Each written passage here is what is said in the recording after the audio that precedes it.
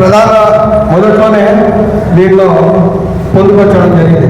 అదేంటంటే ఇండియా కూటమితో పాటు మిగతా పార్టీలు అడ్డుకోవడంతో ఈ బిల్లు 31 మంది సభ్యులతో కూడిన జాయింట్ పార్లమెంటరీ కమిటీని నియమిస్తూ నివేదిక ఇవ్వాలని చెప్పి కోరడం జరిగింది. మనందరికీ తెలుసు ఈ సమస్యలు, కానీ ఈరోజు మనం భారతదేశంలో గమనించుకున్నట్లయితే అన్ని విధాలుగా ఈరోజు ముస్లిం సమాజానికి ఇబ్బంది కలిగించాలి, ముస్లిం అనేవాడు ఉండకూడదు, ముస్లిం అనేవాడికి ఎటువంటి ప్రాధాన్యత ఉండకూడదని చెప్పి ఎన్ఆర్సీ కానీ సిఏఏ కానీ అలాంటి అనేక ముస్లిం వ్యతిరేక చట్టాలు తీసుకురావడం జరిగింది. దానికి సంబంధించి ఇంకోటి ఇప్పుడు వక్ఫ్ బోర్డు సవరణ. మనందరికీ తెలిసిన విషయం ఏంటంటే, కొంతమంది తెలియకపోవచ్చు, అత్యంత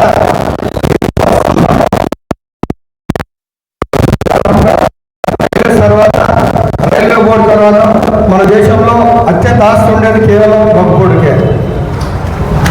కానీ ఆ రోజు ఈ చట్టం వచ్చినప్పుడు పూర్తి అధికారాలు వక్ఫ్ బోర్డుకే ఇచ్చిన్నారు.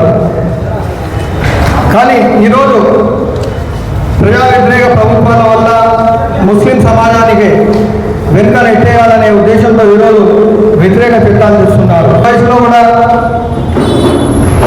ఖాజా మొయినుద్దీన్ గారి ఆయన ఈ వయసులో కూడా దాదాపు 80-85 ఇయర్స్ ఉన్నాయి.